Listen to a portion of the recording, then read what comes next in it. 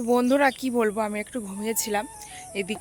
আর আমাদের যে সবজি খেতে সবজিগুলো লাগানো ছিল, এসে দেখি কি বাবুরা বসে বসে সব খাচ্ছে বসে বসে। হ্যাঁ বন্ধুরা, আমি সঙ্গীতা, আর আমার চ্যানেলে সবাইকে অনেক অনেক ভালোবাসা। তো বন্ধুরা, আমি ঘরে ঘুমিয়েছিলাম, হঠাৎ কারেন্টটা চলে গেছে। তো ভীষণই গরম আজকে, প্রায় 41 ডিগ্রি গরম আছে আজকে, 41 ডিগ্রি গরম আছে। আমি প্রতিদিন দেখি ওয়েদার কেমন কি আছে কি না আছে। তো গরম এত পরিমাণে গরম লাগছে, আমি ঘর থেকে বাইরে বেরিয়ে গেছি। তো বন্ধুরা কি বলবো, আমি একটু ঘুমিয়েছিলাম এদিকে, এসে দেখে কি অনেকগুলো, প্রায় 10-12টা প্রায় হনুমান এসছে।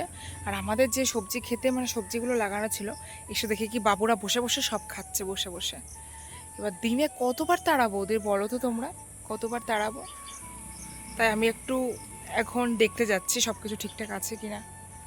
আমার ক্ষেতটা আর কি, আমার গাছ টাছ লাগাতে ভীষণই ভালো লাগে। আর খুব সুন্দর হয়েছে, তুমি যদি গাছ লাগাও আর সেই গাছে যদি খুব সুন্দর ফল হয়, তাহলে এই জিনিসটা দেখতে কার না ভালো লাগে। ঠিক সেম আমারও ঠিক এই একই অবস্থা। আমি অনেক ধরনের গাছ লাগিয়েছি, ঠিক আছে, কিন্তু হনুমানের জন্য কিছুই রাখা যায় না, অনেক খেয়াল দিয়ে রাখতে হয়। তো বন্ধুরা, আমি গেলাম, গিয়ে দেখি কি যে না, এই গাছগুলো ঠিক আছে।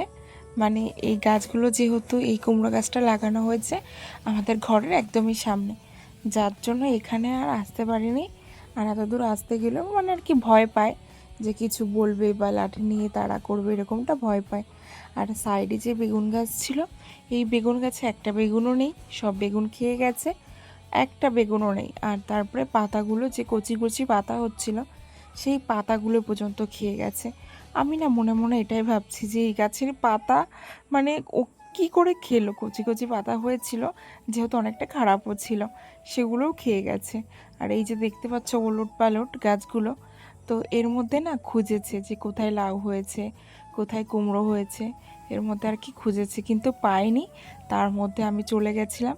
কিন্তু হ্যাঁ, ঝিঙেগুলো 2-1টা ঝিঙে খেয়ে গেছে, তার মধ্যে যেহেতু আমি চলে গেছি, তার জন্য আর কি ওখানে পৌঁছে গেছি, হ্যাঁ, তার জন্য আর কি খেতে পারিনি।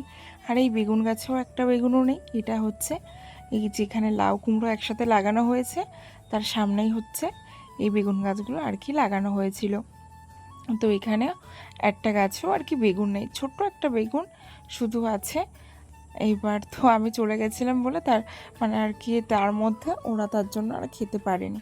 আর এই যে যে গাছটা দেখতে পাচ্ছ, এটা হচ্ছে হিমসাগর আম গাছ, হ্যাঁ।